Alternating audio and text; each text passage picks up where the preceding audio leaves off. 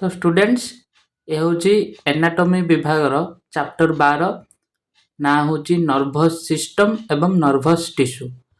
मनीष शरीर रे काम करुवा नर्भस सिस्टम एवं नर्भस टिश्यू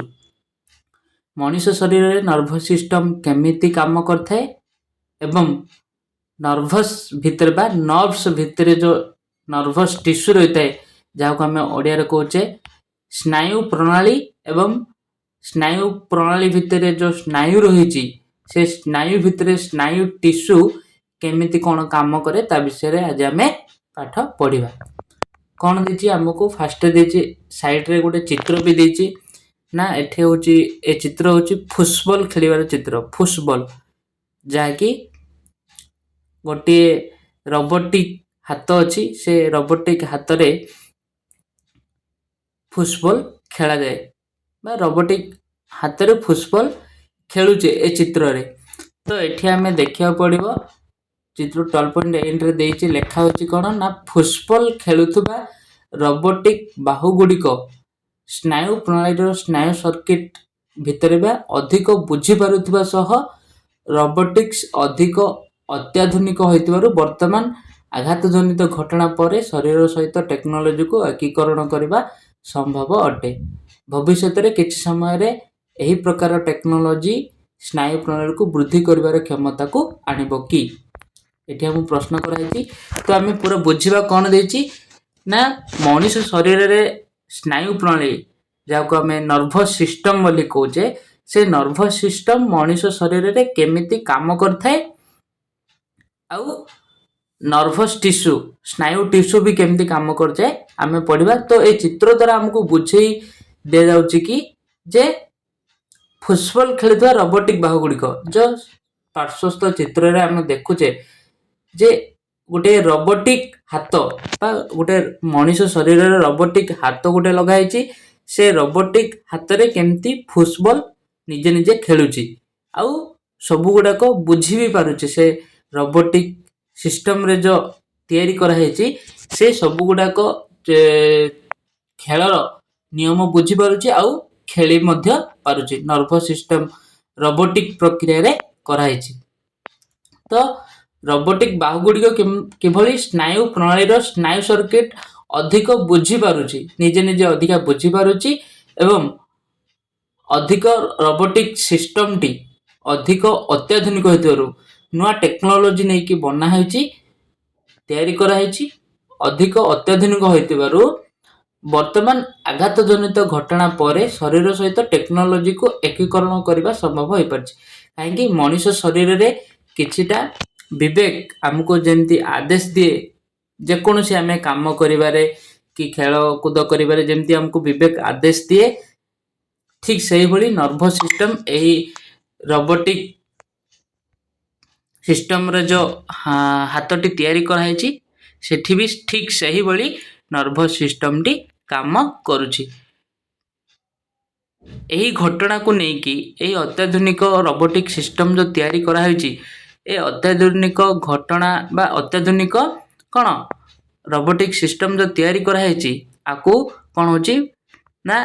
टेक्नोलोजी को एकीकरण करने संभव हो पारिछि कौन टेक्नोलोजी ना विभिन्न प्रकार टेक्नोलोजी नहीं कि ए जो रोबोटिक सिस्टम तैयारी कराई मनीष शरीर कार्य सहित यह तुलना करी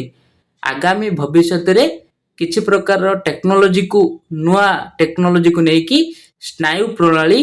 वृद्धि करिवार क्षमता को आणब कि ए प्रकार प्रणाली को लेकिन जो रोबोटिक सिस्टम प्रणाली जहाँ को आम कहे रोबोटिक सिस्टम जरिया मनीष शरीर बहु किछि काम गुड़ाक केमती सुरुखुरु हो पार से रोबोटिक सिस्टम नुआ टेक्नोलोजी को लेकिन स्नायु प्रणाली जो मनीष शरीर रे किछिटा वृद्धि करिवार क्षमता एठी खाली टिके आम पढ़ुचे जे फुटबॉल खेली पारुची सेमती आउ किछि अनेक गुड़े काम बुझी पारुथुआ से भली रोबोटिक सिस्टम तैयारी करि परिबा कि एभली प्रश्न सृष्टि करिछि तो एठी आम पूरा बुझिबा को चाहिले जे फुटबॉल खेलुथुआ जो स्नायु प्रणाली रोबोटिक सिस्टम रे जो स्नायु प्रणाली एठी तैयारी कराई एटा होची बहुत अत्याधुनिक आउ एही भली घटना को नेकी आमे आगामी भविष्य रे किछि ସ୍ନାୟୁ ପ୍ରଣାଳୀକୁ ବୃଦ୍ଧି କରି ଏମିତି ରୋବୋଟିକ୍ ପ୍ରଣାଳୀରେ ଆଉ କିଛି ଅଲଗା ଅଲଗା କାମ କରିପାରିବା କି? ତ ଇଏ ହେଉଛି ପ୍ରଶ୍ନ। ଆମେ ଯେହେତୁ ସ୍ନାୟୁ ପ୍ରଣାଳୀ ମଣିଷ ଶରୀରରେ ପଢ଼ିବାକୁ ପଡ଼ିବ, କ'ଣ କ'ଣ ସ୍ନାୟୁ ପ୍ରଣାଳୀ ଅନ୍ୟ କ'ଣ କ'ଣ କାମ କରୁଛି ଶରୀରରେ, ତ ତାକୁ ନେଇକି ଆମେ ଏ ରୋବୋଟିକ୍ ସିଷ୍ଟମ୍ ଆହୁରି କିଛି ଉନ୍ନତି ଆମେ କରିପାରିବା। ତ ଆଗକୁ ପଢ଼ିବା କ'ଣ କ'ଣ ନର୍ଭସ୍ ସିଷ୍ଟମ୍ ଆମକୁ ଖାଲି ଏତିକି ଆମେ এটা ହେଉଛି ଇଣ୍ଟ୍ରୋଡକ୍ସନରେ ଆମେ ଏତିକି ପଢ଼ିଲେ ଆମକୁ ଚିହ୍ନି ଦେଲା କି ନର୍ଭସ୍ ସିଷ୍ଟମ୍ ଏମିତି କାମ କରୁଛି। ଠିକ୍ ସେଇଭଳି ଆମେ ନର୍ଭସ୍ ସିଷ୍ଟମ୍ ବା ସ୍ନାୟୁ ପ୍ରଣାଳୀ ମଣିଷ ଶରୀରରେ କିଭଳି କାମ କରୁଛି ଆମେ ଦେଖିବାକୁ ପଡ଼ିବ।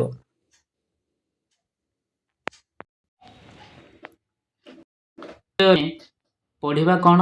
ଅଧ୍ୟାୟ ଉଦ୍ଦେଶ୍ୟ କ'ଣ, ପରିଚୟରେ ସେ ଆମକୁ ଦେଇଛି, ଆଉ ତାପରେ ଅଧ୍ୟାୟ ଉଦ୍ଦେଶ୍ୟ, ଏଇ ଅଧ୍ୟାୟ ଆମେ କାହିଁକି କେଉଁ ଉଦ୍ଦେଶ୍ୟରେ ନେଇକି ଆମେ ଅଧ୍ୟାୟ ପଢ଼ିବା। ତ ସେ ଦେଇଛି ଏହି ଅଧ୍ୟାୟ ଅଧ୍ୟୟନ କରିବା ପରେ ଆପଣମାନେ ସକ୍ଷମ ହେବେ। କ'ଣ ଆମେ ସକ୍ଷମ ହେବା ନା କେଉଁ କେଉଁ ଜିନିଷ ଆମେ ଜାଣିବାକୁ ସକ୍ଷମ ହେବା ଏହି ଅଧ୍ୟାୟ ଅଧ୍ୟୟନ କରିବା ପରେ? ସେ ଦେଇଛି ନା ସ୍ନାୟୁ ପ୍ରଣାଳୀର ମୁଖ୍ୟ ବିଭାଗ ଗୁଡ଼ିକର ନାମ ଦେବା। ସ୍ନାୟୁ ପ୍ରଣାଳୀ ଆମ ଶରୀରରେ, ମଣିଷ ଶରୀରରେ ଯେଉଁ ସ୍ନାୟୁ ପ୍ରଣାଳୀ ରହିଛି, ଯେଉଁ ସ୍ନାୟୁ ପ୍ରଣାଳୀ କାମ କରୁଛି ମଣିଷ ଶରୀରରେ, ତାର ମୁଖ୍ୟ ମୁଖ୍ୟ ବିଭାଗ ଗୁଡ଼ିକର ନାମ ଦେବା। ଫାଷ୍ଟରେ ଯେଉଁ ସ୍ନାୟୁ ପ୍ରଣାଳୀ ଆମ ଶରୀରରେ କାମ କରୁଛି ତାର ନାମ ଦେବା, ଉଭୟ ଆନାଟମିକାଲ ଏବଂ କାର୍ଯ୍ୟକ୍ଷମ। ଅର୍ଥାତ୍ କ'ଣ ଆନାଟମିକାଲ ମାନେ ସ୍ନାୟୁ ପ୍ରଣାଳୀ ଗୁଡ଼ିକର ଗଠନ ଦୃଷ୍ଟିରୁ ତାକୁ ନାମ ଦେବା ଏବଂ ସ୍ନାୟୁ ପ୍ରଣାଳୀର କାର୍ଯ୍ୟ ଦୃଷ୍ଟିରୁ ବି ତାକୁ ନାମ ଦେବା। ଉଭୟ ବିଭାଗକୁ ନେଇକି ଆମେ ସ୍ନାୟୁ ପ୍ରଣାଳୀର ବିଭାଗ ଗୁଡ଼ିକୁ ନାମ ଦେବା। ଉଭୟ ଆନାଟମିକାଲ ଏବଂ କାର୍ଯ୍ୟକ୍ଷମ ଅର୍ଥାତ୍ ସ୍ନାୟୁ ପ୍ରଣାଳୀର ଗଠନ ଦୃଷ୍ଟିରୁ ନେଇକି ତାକୁ ଆମେ ଗୋଟିଏ ନାମ ଦେବା ଏବଂ ସ୍ନାୟୁ ପ୍ରଣାଳୀର କାର୍ଯ୍ୟ ଦୃଷ୍ଟିକୁ ନେଇକି ମଧ୍ୟ ଆମେ ସ୍ନାୟୁ ପ୍ରଣାଳୀକୁ ନାମ ଦେବା। ତାପରେ ଆସିଲା 2 ହେଲା ଧୂସର ପଦାର୍ଥ ଏବଂ ଧଳା ପଦାର୍ଥ ଗଠନ ମଧ୍ୟରେ କାର୍ଯ୍ୟକଳାପ ଏବଂ ଗଠନମୂଳକ ପାର୍ଥକ୍ୟ ବର୍ଣ୍ଣନା କରାଯାଇଛି। ସେ କ'ଣ କହିଛି ନା ଧୂସର ପଦାର୍ଥ ଏବଂ ଧଳା ପଦାର୍ଥ ଅର୍ଥାତ୍ କ'ଣ ଆମର ସ୍ନାୟୁ ବିଭାଗର, ମଣିଷ ଶରୀରର ସ୍ନାୟୁ ବିଭାଗର ପଦାର୍ଥ ଯେଉଁ ଅଛି ଶରୀରରେ, ସ୍ନାୟୁ ବିଭାଗରେ ସେଥିରେ ଅଛି ଧୂସର ପଦାର୍ଥ ଏବଂ ଧଳା ପଦାର୍ଥ। ଗୋଟେ ପାଉଁଶିଆ ରଙ୍ଗର ଦେଖାଯିବ, ଆମେ ଚିତ୍ର ଦ୍ୱାରା ଦେଖିବା ପାଉଁଶିଆ ରଙ୍ଗର ଦେଖାଯିବ ଏବଂ ଧଳା କଲରର ମଧ୍ୟ ବା ଧଳା ରଙ୍ଗର ମଧ୍ୟ ଦେଖାଯିବ। କେତେ ଗୁଡ଼ାଏ ଅଂଶ ଧୂସର ପଦାର୍ଥ ଦେଖାଯାଏ ଆଉ କେତେ ଗୁଡ଼ାଏ ଅଂଶ ଧଳା ପଦାର୍ଥ ମଧ୍ୟ ଦେଖାଯାଏ। ଆଉ ସେ ଧୂସର ପଦାର୍ଥ ଏବଂ ଧଳା ପଦାର୍ଥ ମଧ୍ୟରେ ଗଠନ ମଧ୍ୟରେ କାର୍ଯ୍ୟକଳାପ, এই ଧୂସର ପଦାର୍ଥର କାର୍ଯ୍ୟକଳାପ କ'ଣ ଏବଂ ଧଳା ପଦାର୍ଥର କାର୍ଯ୍ୟକଳାପ କ'ଣ। ଠିକ୍ ସେହିପରି ଧୂସର ପଦାର୍ଥର ଗଠନ କେମିତି ହେଇଛି ଏବଂ ଧଳା ପଦାର୍ଥର ଗଠନ କେମିତି ହେଇଛି, ଏ ଦୁଇ ପଦାର୍ଥ ମଧ୍ୟରେ ପାର୍ଥକ୍ୟ ଆମେ ବର୍ଣ୍ଣନା କରିବା। ହେଲା,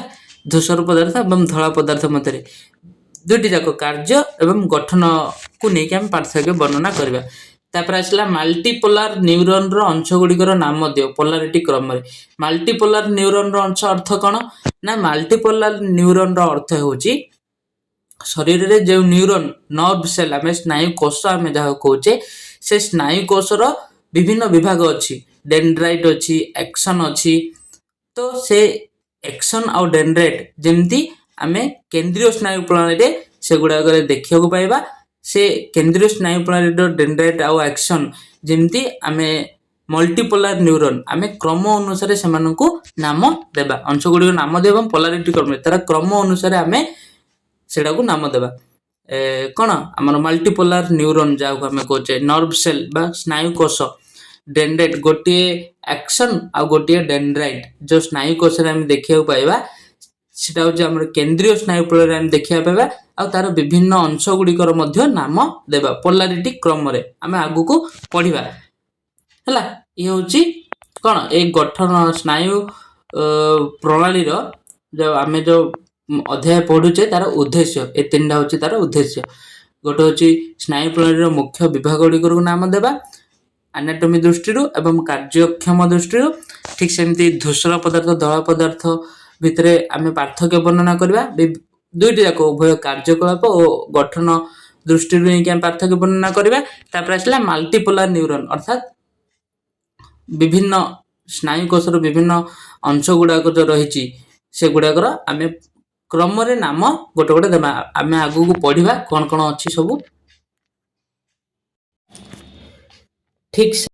गुड़िकर प्रकार गुड़िक तालिकाभुक्त कर एवं प्रत्येक को स्नायु प्रणाली सठिक विभाजन को न्यस्त कर से कार्य सहित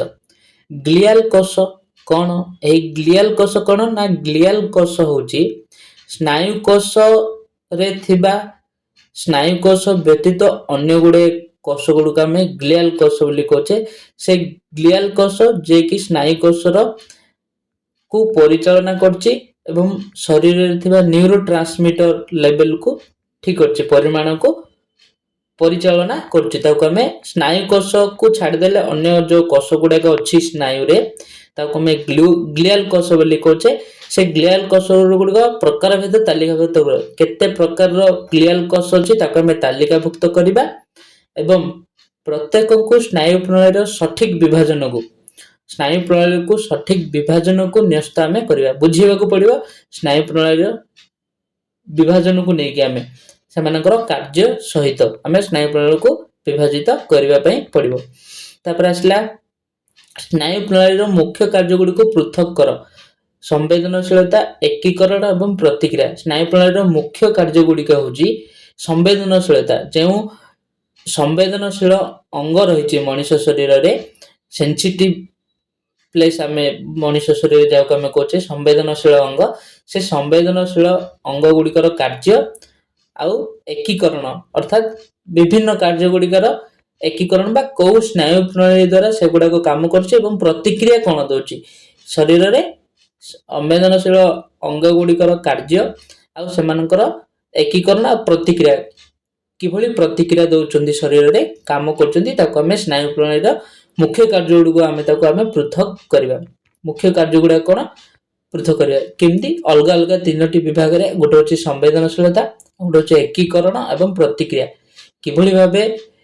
संवेदनशील अंग गुड़ाक काम करुच्ची प्रतिक्रिया केमती रखुची आम पढ़ा ठीक से भाई आसला